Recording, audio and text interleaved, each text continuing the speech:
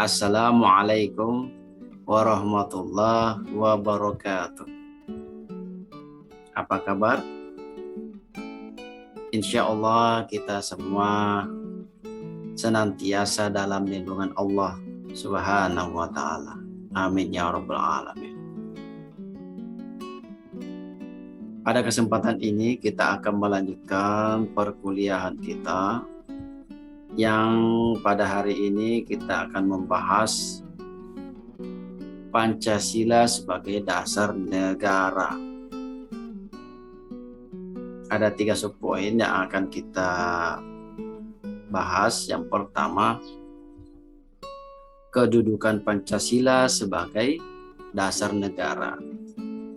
Yang kedua, hubungan Pancasila dengan pembukaan Undang-Undang Dasar Negara Republik Indonesia tahun 1945. Yang ketiga, penjabaran dan implementasi Pancasila. Kita masuk ke topik yang pertama, yakni kedudukan Pancasila sebagai dasar negara. Namun sebelum lebih jauh kita bicarakan, saya ingin menyampaikan bahwa Pancasila itu menjadi dasar negara karena nilai-nilai dari Pancasila itu merupakan fitrah, merupakan bawaan dasar yang tidak bisa dipisahkan dari bangsa Indonesia. Nilai-nilai Pancasila tidak mungkin dipisahkan dari bangsa kita ini. Kenapa? Karena nilai-nilai Pancasila itu adalah hasil kajian, hasil penghayatan, hasil galian, hasil perenungan dari nilai-nilai yang sudah hidup di Nusantara ini. Itu merupakan budaya bangsa yang sudah berabad-abad ada di dalam Nusantara ini, di dalam bangsa ini. Maka tidak bisa dipisahkan. Ia adalah fitrah, ia adalah bawaan dasar bangsa. Makanya Pancasila itu menjadi dasar negara Republik Indonesia. Coba kita urai satu persatu. Misalnya ya, nilai ketuhanan yang ada pada sila pertama. Kalau kita lihat sejarah bangsa Indonesia ini, masyarakat Nusantara ini itu sejak dulu percaya kepada kekuatan yang luar biasa yang ada di luar dirinya, yang menguasai hidup ini. Itu artinya sejak dulu masyarakat yang hidup di Nusantara ini itu percaya kepada Tuhan. Meskipun nama Tuhannya itu kita berbeda-beda menamainya. Tergantung ajaran agama yang kita terima, yang kita anut. Bahkan sebelum datang agama-agama itu, masyarakat nenek moyang kita yang ada di Nusantara ini itu sudah percaya adanya hal-hal yang gaib, yang mempunyai kekuatan yang luar biasa, yang menguasai hidup ini, yang menguasai alam ini, yang kita namai dengan animisme, dinamisme. Mereka percayanya adanya roh-roh, ada penguasa-penguasa di suatu tempat, ada roh yang berkuasa di suatu wilayah, ada pohon-pohon besar misalnya, atau batu-batu besar, atau wilayah tertentu. Masyarakat kita dulu sudah percaya ada yang menguasai, sehingga mereka mengadakan sajen supaya memberi roh-roh tersebut yang mereka yakini itu memberikan keselamatan. Demikian pula ketika agama-agama ini datang, agama Hindu, Buddha, Kristen, Islam, Konghucu, itu semuanya mengajarkan percaya kepada Tuhan. Walaupun kita berbeda-beda menamai Tuhan itu. Tapi kita mempunyai kesamaan bahwa kita percaya adanya Tuhan, ketuhanan yang Maha Esa. Yang kedua misalnya, kemanusiaan. Bangsa kita sejak dulu itu menghargai martabat manusia, menghargai kemanusiaan. Makanya tidak ada penjajahan, tidak ada perbudakan. Penjajahan harus dihapus. Kalaupun ada penjajahan, tapi menurut sejarahnya kita tidak ada penjajahan, tidak ada perbudakan. Bahkan kita yang dijajah, tapi bangsa kita tidak menjajah. Yang ketiga, persatuan, sila ketiga persatuan Indonesia. Bangsa kita sejak dulu menganut nilai-nilai persatuan. Mereka suka saling membantu, saling menolong dengan semangat gotong royong. Itu adalah ruh persatuan. Tanpa persatuan, sulit rasanya untuk saling membantu, saling menolong, gotong royong. Sila keempat misalnya, permusyawaratan. Sejak dulu ya gitu, bangsa kita itu senang bermusyawarah, bermufakat, tidak mengambil keputusan sendiri-sendiri. Demikian pula sila yang kelima, keadilan sosial. Jadi masyarakat kita, masyarakat Nusantara, nenek moyang kita menghendaki adanya keadilan untuk seluruh rakyat, bukan keadilan untuk golongan tertentu, untuk keluarga tertentu, tapi seluruh, berlaku untuk seluruh rakyat. Inilah nilai-nilai yang sudah hidup berabad-abad lamanya dan digali, dijadikan nilai-nilai dalam Pancasila. Maka Pancasila tidak bisa dipisahkan dari bangsa Indonesia. Makanya dia dijadikan sebagai dasar negara yang diusulkan oleh para pendiri bangsa kita, yang sebagaimana kita pernah bahas dulu, ditetapkan atas usulan namanya itu Pancasila, usulan Bung Karno, Insinyur Soekarno. Baiklah, sekarang kita melihat kedudukan Pancasila sebagai dasar negara. Jadi secara teoritis, kedudukan Pancasila sebagai dasar negara tersebut itu merupakan realitas dari Pancasila. Nah, karena dia berada dari realitas Pancasila itu, maka Pancasila itu menjadi jiwa bangsa Indonesia. Dia sebagai dasar negara Indonesia itu merupakan jiwa bangsa Indonesia. Karena Pancasila sudah menjadi jiwa bangsa kita, maka pertama, nilai-nilai yang terkandung dalam Pancasila itu harus diyakini kebenarannya dan dipegang teguh nilai-nilai tersebut oleh seluruh rakyat Indonesia, seluruh warga Indonesia.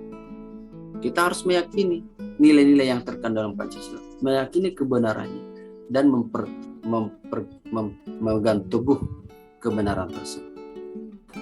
Jika ada yang tidak meyakini, maka dia tidak pantas hidup dalam NKRI. Jika ada yang ingin merubah nilai-nilai itu, maka dia tidak pantas hidup di NKRI ini. Yang kedua, sebagai jiwa bangsa, maka Pancasila itu harus menjadi panduan di dalam menyelesaikan segala persoalan berbangsa dan bernegara ini. Jika ada hal-hal yang muncul, persoalan-persoalan apapun ketika kita sebagai warga negara Indonesia, maka harus merujuk kepada Pancasila. Harus diselesaikan sesuai dengan nilai-nilai Pancasila. Karena Pancasila dijadikan panduan di dalam menyelesaikan segala persoalan bangsa. Kemudian yang ketiga, Pancasila sebagai jiwa bangsa ini itu harus menjadi sumber hukum nasional. Jadi produk-produk hukum yang akan dihasilkan nantinya itu harus merujuk kepada Pancasila, harus selaras, sesuai, tidak bertentangan dengan nilai-nilai Pancasila. Karena ia sebagai dasar negara, karena ia adalah jiwa bangsa. Kalau ada jiwa lain yang masuk ke bangsa kita ini yang tidak sesuai dengan Pancasila, maka bangsa ini akan mengalami gangguan. Karena ada dua jiwa yang hidup di dalamnya. Selain jiwa Pancasila, ada jiwa yang lain. Ini akan mengalami gangguan. Kita ibaratkan seperti orang kesurupan. Orang kesurupan itu kenapa? Karena ada jiwa yang masuk, ada roh yang masuk di dalam jasad itu, tubuh itu. Maka orang tersebut mengalami kesurupan, mengalami kesakitan, sakit. Nah, maka roh yang datang masuk itu harus dikeluarkan. Ini ibaratnya bangsa kita ini yang sudah mempunyai jiwa Pancasila sebagai dasar negara, maka kita jaga jangan diganggu oleh jiwa-jiwa yang lain. Karena kalau itu terjadi, maka bangsa kita ini akan mengalami gangguan, akan mengalami sakit. Nah, oleh karenanya itu jiwa bangsa ini, yakni Pancasila, harus kita jaga. Jangan sampai ia redup, apalagi padam. Jika itu terjadi, maka bangsa kita mengalami gangguan, mengalami sakit, bahkan bisa hancur.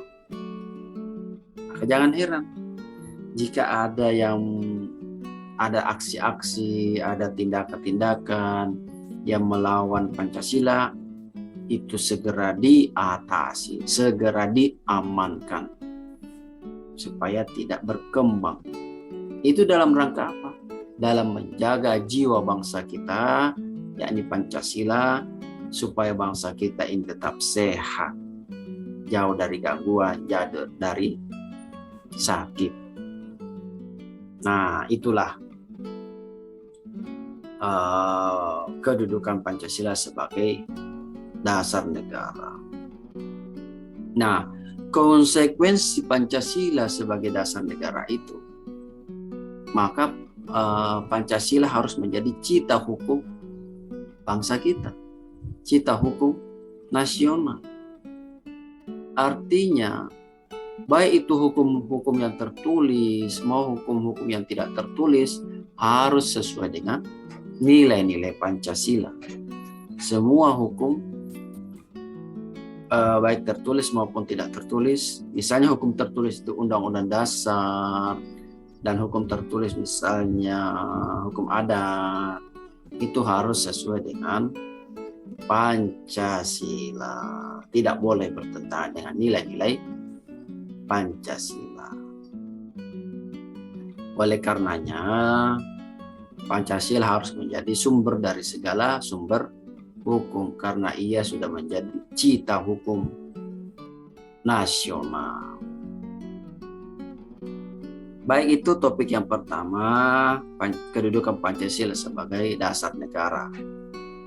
Kemudian yang kedua, hubungan Pancasila dengan pembukaan Undang-Undang Dasar 1945. Hubungan kedua ini sangat erat, tidak bisa dipisahkan. Kalau dia dipisahkan, tidak ada lagi pembukaan, tidak ada lagi Pancasila. Semuanya bersatu, hubungannya kuat. Secara formal, hubungannya secara formal, Pancasila itu termaktub, tertulis, tercantum dalam pembukaan Undang-Undang Dasar 1945, yakni di alinea ke-4. Jadi pembukaan Undang-Undang 45 itu ya ada Pancasilanya. Kalau tidak ada Pancasilanya, ya bukan lagi pembukaan Undang-Undang Dasar 1945 namanya. Maka hubungannya sangat erat. Nah, kemudian hubungannya secara material itu menunjukkan pada materi pokok atau isi pembukaan Undang-Undang Dasar 1945 itu adalah Pancasila. Jadi inti dari isi pembukaan Undang-Undang Dasar 1945 itu Pancasila. Inilah hubungan Undang-Undang Dasar pembukaan Undang-Undang Dasar 1945 dan Pancasila. Hubungannya sangat kuat, hubungannya sangat erat, baik secara formal maupun secara materi. Keduanya tidak bisa dipisahkan. Baiklah, sekarang kita ke poin yang ketiga, yakni penjabaran dan implementasi Pancasila.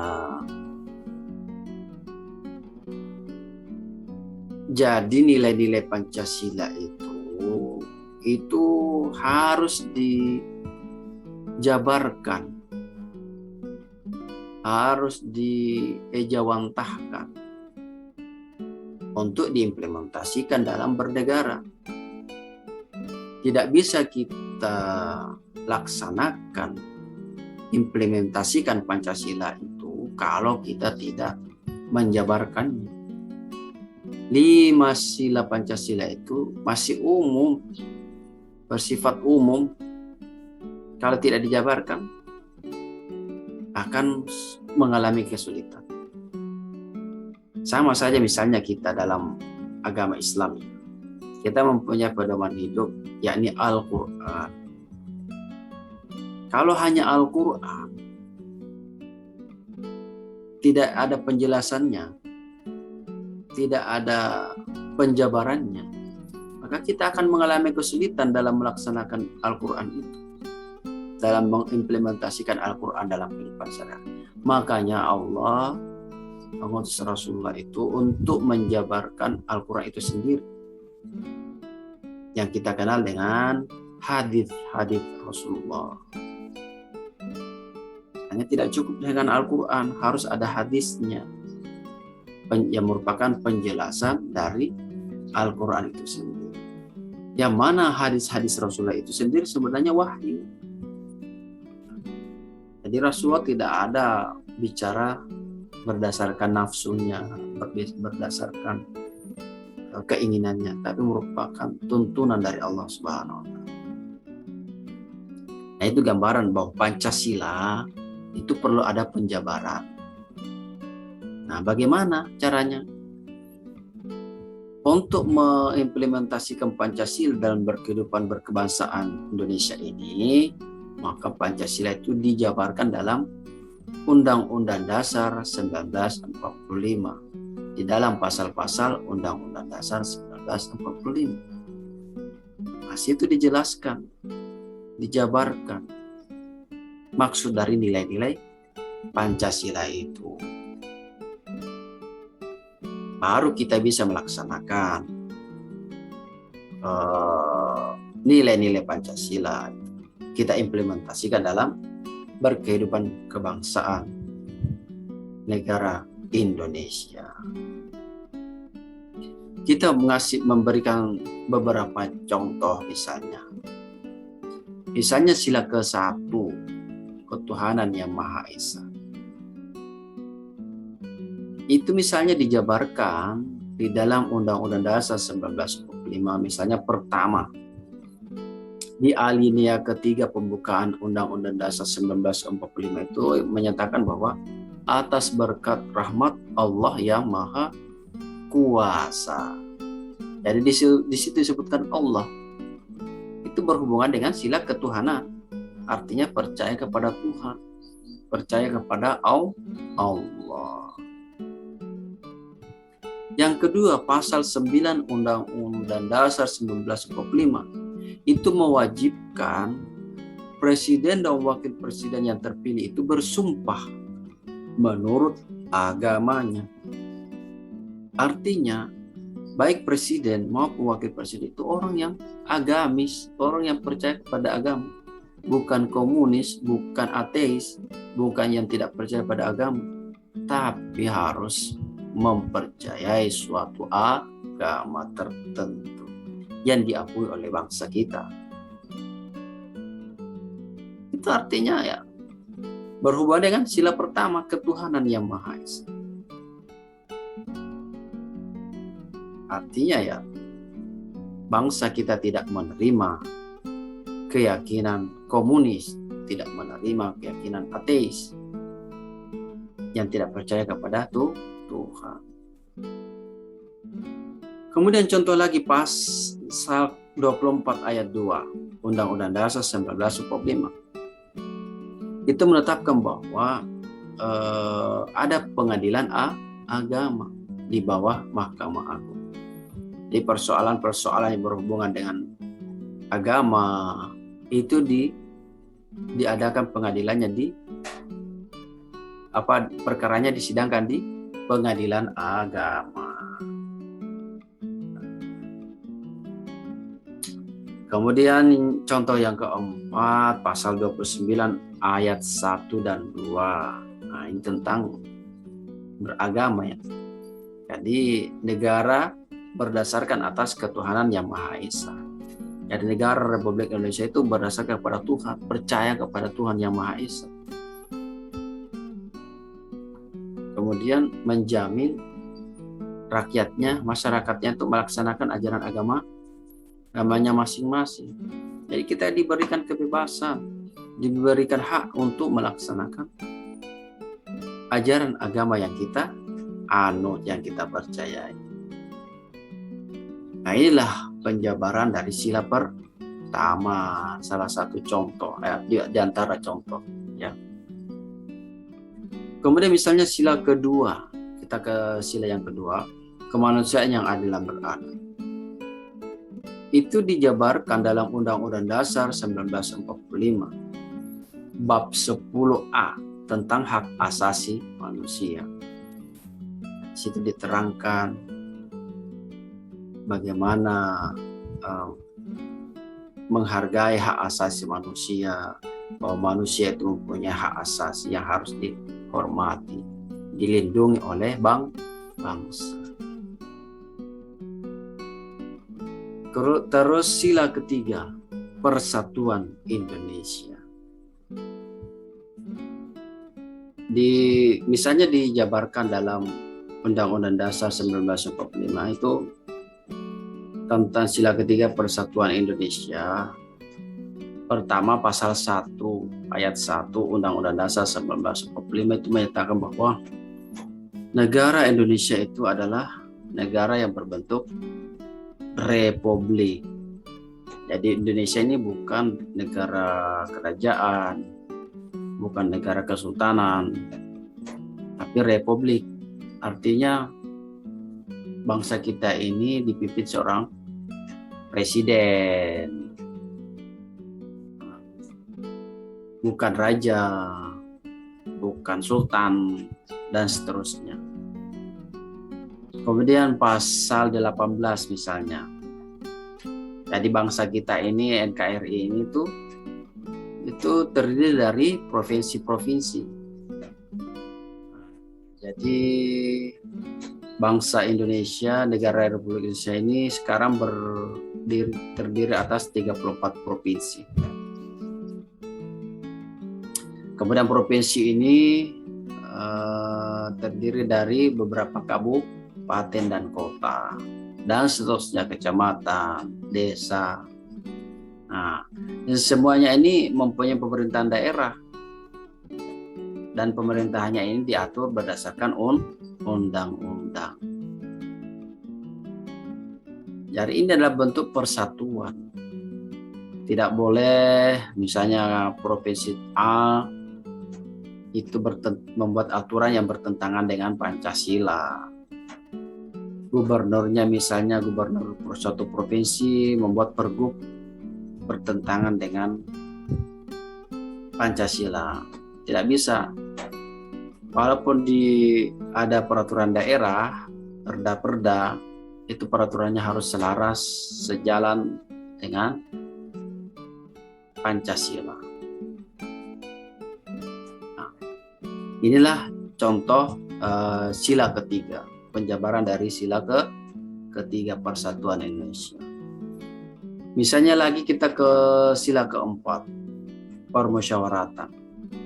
Nah, dalam pasal 1 ayat 2 Undang-Undang Dasar 1945 itu dicatatkan bahwa kedaulatan berada di tangan rakyat. Jadi rakyat ini berdaulat. Dan kedaulatan ini dilaksanakan sepenuhnya menurut Undang-Undang Dasar. Jadi misalnya ketika kita memilih pemimpin, maka suara rakyat itu yang menentukan mana yang mayoritas dipilih oleh rakyat, itulah yang menjadi pemimpin. Seperti yang kita kenal dalam pemilihan umum atau minimal ketika kita mengadakan pemilihan kepala desa, mana yang dipilih oleh masyarakat desa tertentu atau desa tersebut, mayoritas rakyatnya memilih, itulah yang menjadi pemimpin. Itulah kedaulatan rakyat.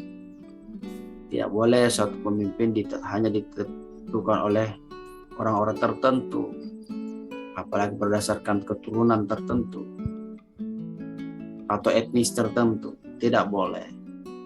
Yang menjadi pemimpin adalah hasil pilihan mayoritas rakyat. Itulah kedaulatan rakyat. Kemudian yang terakhir, sila yang kelima, sila kemanusiaan, keadilan sosial bagi seluruh rakyat Indonesia.